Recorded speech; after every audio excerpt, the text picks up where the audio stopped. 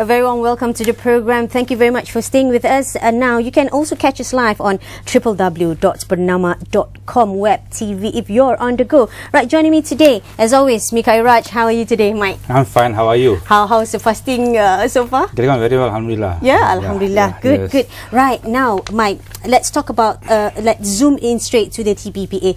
Trade ministers from the remaining 11 members of TPPA met in Hanoi last month, and this was basically to decide to keep the momentum going on the TPP process now, right, Mike? So, is there any future for the TPPA? Absolutely, there is a future. You know, because any regional trade and investment grouping has a future. But the important element is commitment. So, I think the question is how committed the remaining 11 members are in making the TPPA workable, you see. So, I think the TPPA should carry on in whatever form, because there is an age of massive multilateral agreements, and businesses increasingly operate internationally. You got e-commerce, you got physical trade, you see. So TPPA will become a necessity, and I think there's no doubt about it. So when do they decide the next course of action for the TPPA itself? See, the 11 trade ministers, including from Malaysia, will meet in Japan in July, and think they will take stock of the progress made to move forward the TPPA minus the United States, you see. Right, so do you think they will decide the fate by this July? No. They will complete the assessment in continuing the TPPA in the new form minus the United States. And I think before they meet again during the APEC Leaders Summit also in Vietnam, in November, you see. So I think they do have time. You know, after all, there's actually no need to hurry, because the agreement has already been completed. It was only awaiting ratification, you see. So now the decision is whether to continue in its present form or undertake some fine-tuning, because the US is out of it. Mike, the Malaysian Parliament had approved it. So far, Japan and also New Zealand have ratified the agreement. Other countries have yet to do so. So is there a problem continuing the TPPA, since, you know, America is not interested to be part of it? Yes and no. It is supposed to be a 12 membership partnership from around the Pacific, you see, and unfortunately the US pulled out, so it jeopardized the TPPA, because many were banking on the United States, you see. So it must obviously have been a big blow for the TPPA members. Yeah, it came as a blow, because member economies, especially Asian economies, regarded US participation as a vital linkage between Asia and the Pacific, you see. So even if they agreed to continue the TPPA minus Washington, one important thing is that whether the interests of the respective parties are protected, you see. What do you mean by that? Example, for instance, Malaysia contends that the benefits derived from the 11-member TPPA must outweigh the cost of the reforms it undertook in several sectors. You know why? Sacrifices were made by Malaysia. Without the US, there's a possibility of Malaysia missing out on those economic opportunities. That is, if the other members continue the TPPA in the present form, you see. So because the US was an attraction, and because the US is a major trading partner for Malaysia, so that was the attraction. So Malaysia considers a US membership vital? Yeah, of course. Under the TPPA, Malaysia will certainly have gained greater access to the American market. That is possibly why it made quite a number of sacrifices, concessions, in liberalizing certain sectors to enable foreign participation, you know. You said sacrifices. In which areas did Malaysia all these sacrifices? Intellectual property rights, state-owned enterprises and all that. So for instance, government procurement, you know. So TPPA will open up the Malaysian government's procurement market, the tender market, for the first time under an international agreement. So this means that the US and the other TPP suppliers can come into Malaysia and sell their products. In return, Malaysian suppliers can go into the American market. But now, America is not there, you see. So the question is, do we still need to open up our government procurement contracts? Was Malaysia pursuing FTA with the US? Yes, actually it was, and it already into 8 rounds of negotiations were taken for an FTA between the US and Malaysia. But by the time it concluded, President Obama became president, and the US pulled out of the FTA, you know.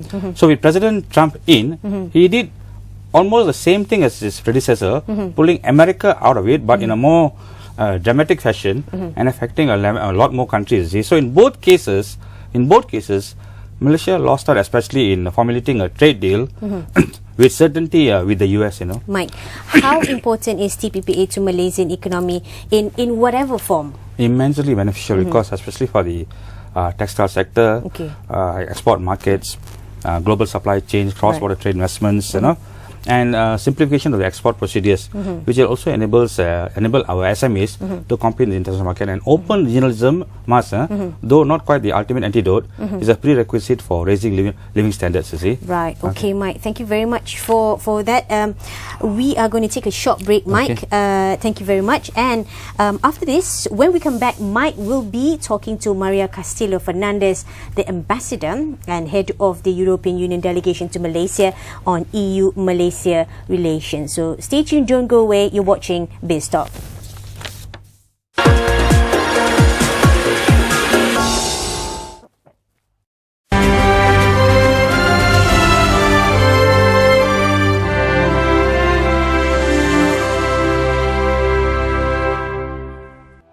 Saya ingin mengambil kesempatan ini untuk mengucapkan selamat menyambut ulang tahun ke-50 Jubili Emas Pertubuhan Berita Nasional Bernama kepada seluruh pegawai dan kaki tangan agensi berita ini dan juga kepada semua pelanggan Bernama. Semoga ulang tahun ini akan memberi semangat untuk karyawan Bernama terus berkhidmat dengan cemerlang, dengan penuh dedikasi demi memenuhi moto kita, iaitu melaporkan berita dan maklumat dengan cepat, tepat dan objektif. Saya Zakaria bin Abdul Wahab, Ketua Pengarang Bernama. Dalam kesempatan ini, saya ingin mengucapkan selamat menyambut ulang tahun ke-50 atau Jubili Emas Bernama. Saya ingin mendoakan kepada Bernama supaya terus menjadi sebuah agensi yang dapat membantu rakyat dan negara terus mencapai kemakmuran dan kedamaian kepada semua. Kepada petugas Bernama, saya ucapkan selamat maju jaya, terus berjuang demi masa depan negara kita. Best.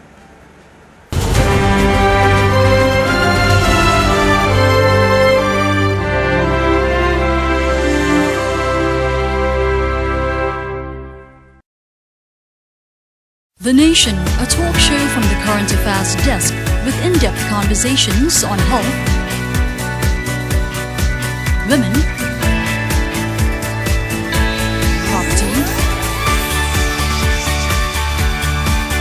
culture and performing arts. Only on the Bernama News Channel.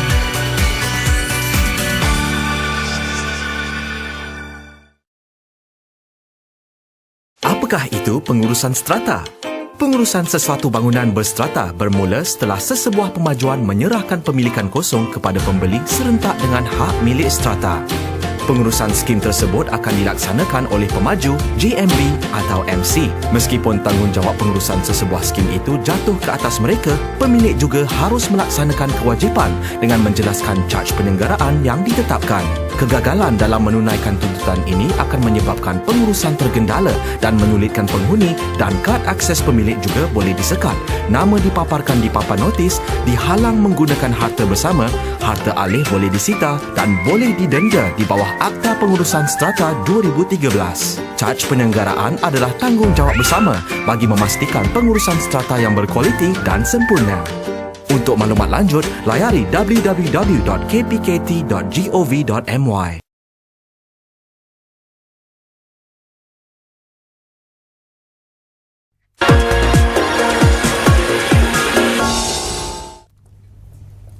Hello, welcome back. In our Biz Profile segment, Mike talks to Maria Castillo Fernandez, the Ambassador and Head of European Union Delegation to Malaysia on EU-Malaysia relations. Now, let's take a look at the interview.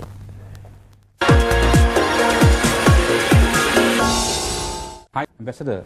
As it is now, the state of the TPP is in limbo. So Malaysia is looking forward to other groupings to enhance trade investment like this RCEP, maybe AFTA, APEC. Can you give us, based on this, can you give us a progress update on the EU-Malaysia FTA? Well, first we have to say that it's normal that Malaysia is looking to Europe because we are the largest foreign investor in Malaysia and the third trading partner of Malaysia, accounting to a more or less 10% of the global trade Malaysia does with the world. So it's important that we are in the picture, and therefore the FTA with Malaysia is also a key element if we want to enhance trade and investment links between Europe and Malaysia. What is important is that we are also trying to enhance our trade agreements with Asian partners, and therefore Malaysia is very important. We have done one with Vietnam, we have done with Singapore, we are negotiating with Indonesia and Philippines, so we need to engage Malaysia in our FTA. So now it has decided that we are ready to engage both Malaysia and the EU, and we will soon be launching officially this negotiation. I think it will be launching only in Malaysia or EU? The two together. This is a joint initiative. So both sides have agreed to start relaunching then negotiations, which were stalled in 2012. Will there be any major changes from the previous negotiations and the new ones that are going to be launched again? Certainly there will, because at least some years have passed, and therefore both economies have evolved, Malaysian and European one. So some issues have been negotiated, but there are still issues there open, and you know, the situation has changed a bit in the world, so you have to take into account all that. Yeah, Ambassador, at the G7 meeting, I think the German Chancellor said that the EU needs to take care of itself, cannot depend on the big partners anymore, because I think a lot of divisions in the United States calling for nationalism, protectionism, and Brexit, the UK is out and all that. So in view, against this backdrop, what are your views on forging ties with other groupings, you know, in Asia, in ASEAN for instance, and taking advantage of the AEC? Well, certainly the EU, as Chancellor Merkel, but other EU leaders say, will take the lead on issues that are very dear to us, which is open trade, fair trade, sustainable trade, and climate change, for example. And we will have to look for partnerships, and certainly Asian partners and Malaysia are one of the partners that we are seeking, and we will, you know, we are both sharing the same interest in an open and fair trade. So certainly an FTA is an example of things we can do together. Yeah, but talking about togetherness, but there's some impediments to this relationship, because the EU resolution on single certification on calling for sustainably produced palm oil to enter the EU market and all that. So Malaysia has long contended that this is more of a trade issue rather than a climatic issue.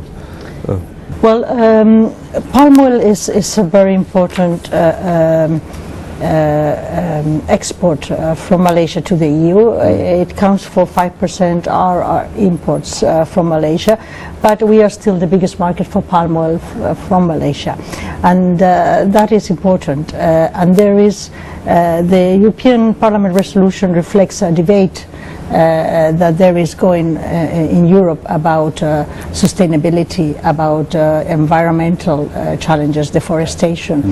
It's not only concerned Malaysia, it concerns all the palm oil producers, and it's not a binding legislative document. There is no ban on palm oil in Europe. This is a resolution, is a non-binding document which reflects the views that are... But then the danger of it becoming binding, right? No, I mean, it is, for the moment, that is a resolution. It's some views expressed by our European Parliament, but it has there is a different debate in Europe. Some people are in, some people are against. This is an open debate. There is, for the moment, no intention to make a legislation on banning the palm oil. So there is nothing in preparation. There are studies going on about deforestation. There are studies going on about sustainability. We are working very closely with Malaysia on sustainable palm oil, sustainable timber. It's not only palm oil, there is sustainability in many areas. And we are supporting all the efforts that Malaysia is doing, for example, on certification schemes for sustainable palm oil. And this cooperation has to continue. There are sometimes misperceptions of reality. But you see, this is not the only one, because there has been a lot of campaigns against palm oil since the 80s, anti-labeling and things like that. So the question is, are you singling out palm oil because it's making inroads into Europe vis-a-vis your vegetable oils? No, I think it's all about vegetable oils. There is not at all single out of palm oil in the debate.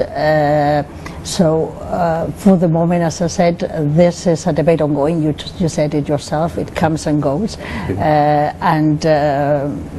Certainly we know the importance of palm oil for Malaysia, the importance also of palm oil for the rural communities, all the efforts you have done through palm oil to bring rural communities out of poverty and better developed, and that is something, you know, that we understand and we praise.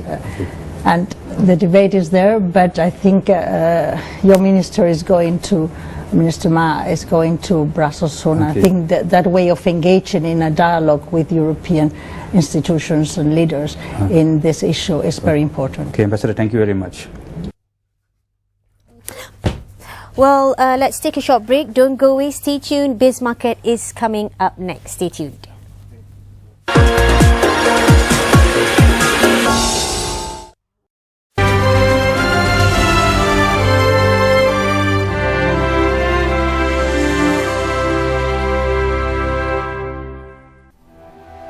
Selamat menyambut ulang tahun Bernama yang ke-50. Bernama adalah sebuah agensi berita nasional yang berwibawa. Ikuti berita-berita yang diterbitkan oleh Bernama. Selamat menyambut ulang tahun Bernama ke-50. Sempena Jubli Emas Bernama, saya mengambil kesempatan untuk mengucapkan tahniah setinggi-tinggi syabas dan juga mengucapkan terima kasih di atas sumbangan Bernama terhadap menyalurkan berita-berita yang terkini. Saya harap bahawa pada masa-masa yang akan datang, asas yang telah kita bina selama ini dapat dianjakkan kepada tahap yang lebih tinggi, lebih-lebih lagi dalam dunia yang tanpa sempadan hari ini. Saya mengambil kesempatan ini untuk mengucapkan tahniah dan syabas kepada Bernama kerana telah 50 tahun membekalkan maklumat kepada masyarakat Malaysia.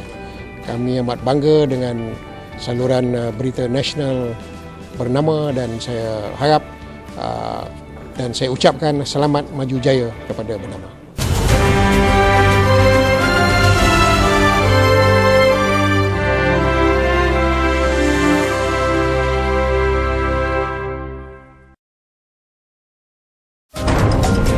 Hello Malaysia brings you in-depth interviews and important questions from big names to everyday people. People who have and are making a difference. Join Gerard Ratnam on Bernama News Channel.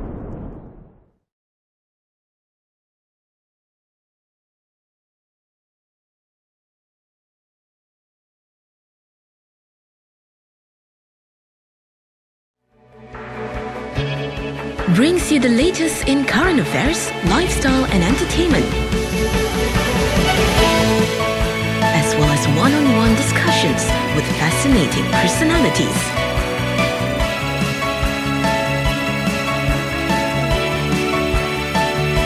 Only on Bernama News Channel.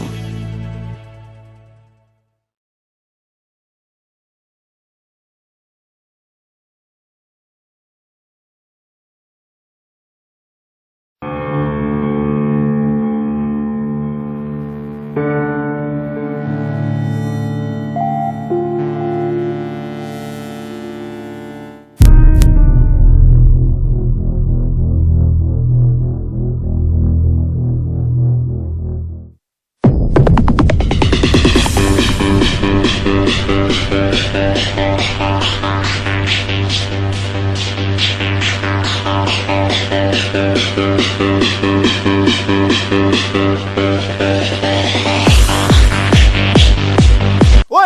kau tahu tak aku nak tidur kat atas, kau memekak kat bawah. Apa nak jadi kau ni?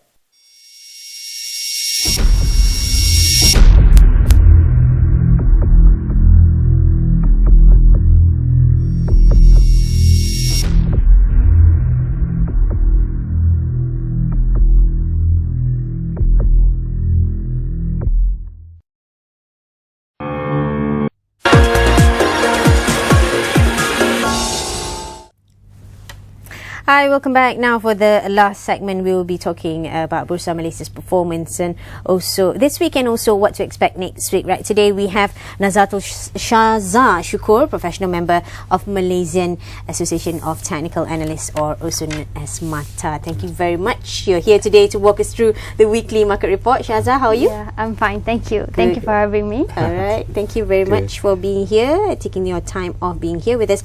Please walk us through the weekly market report today. How did the market perform this week? Okay, all right. So overall, the market is remain muted, as we can see that from Monday until Thursday is actually remain muted as due to the geopolitical tensions and over the North Korea having testing their missiles and also the likes of fresh catalyst and as well as the corporate earnings that within expectation, which is not excite the investors. But today, today there's good news. Share with us. However, today FBM KLCI closed higher at 1776.95 points. Amid overnight gains in the Wall Street, and this is due to the, as you know, that the S&P 500 yesterday closed at all-time high, and this is due to the positive expectation from the investors for the US jobs data. What about the volume? Was it good today? Yeah, it's better. It's better today. Was there a lot of foreign interest in the market? Yes, the foreign interest is still the net buyer in our market. Okay, I see. Shahzah, during the week we saw a surprise announcement on the RHB and banks merger talks. How do you see this would stir the market performance going forward? Okay, so well, it's not actually a surprise because the market is already expect this kind of aware of this potential merger, and the merger would generally be neutral. We foresee that the impact is not as big to the market, and I think it's not really given a big impact. How do you see the synergies between these two entities and also the impact on the finance counters? Okay, there are cost synergies than revenue synergies that can be derived from, and one of it is the at the larger investment banks in the making, and also potentially a unit of insurance company, and this one will give a quite competitors among the competitors. But I think RHB is number 4. I think MBank is number 6. And they join together, can they be number 3? No, because in assets, it's still number 4 after the merger. Yes. That means it will be Maybank and CIMB and Public Bank. Public Bank, yes. But then both the shares went up today upon trading about 10 cents. They gained, yes, which is good for the market, right? Yes, it's good. I mean, for the merger and acquisition, it's something that is valuable. Shahzah, let's move on to the ringgit. There's a high expectations over the Federal Reserve raising US interest rates in June. Do you foresee a big impact to the ringgit? Okay, as you know, generally the interest rate increase the value of the given country's currency, meaning that USD will be stronger than other currencies. However, I believe that our ringgit will continue to be stronger than USD. This is due to our GDP data that shows a recovery, and also I think the foreign inflow is still here, so this gives an positive impact to the ringgit. So you see the ringgit trending higher? Yes. Because foreign bank research said that the ringgit might go to 4.2 and even 3.5 in the short or longer term. Do you subscribe to this view? Yes, I foresee that the ringgit will technically will trending be in range 4.2 to 4.3. Yeah, that's significant, right? Yes. Okay, thank you very much. That's good news for us, of course, for the investors as well. Right, thank you very much for being with us, taking time off today, even though it's fasting month. I understand that. Thank you very much for the insights of stock market. Right, that's a wrap for BizTalk this week. Don't forget to catch us on repeats over on Astro 502 Hit TV 410 and also my TV channel 121. And also thank you very much to Mary Fair for this gorgeous set. Okay, happy investing to all. See you again next time, same day. Assalamualaikum to you all. Have a pleasant Ramadan. Assalamualaikum.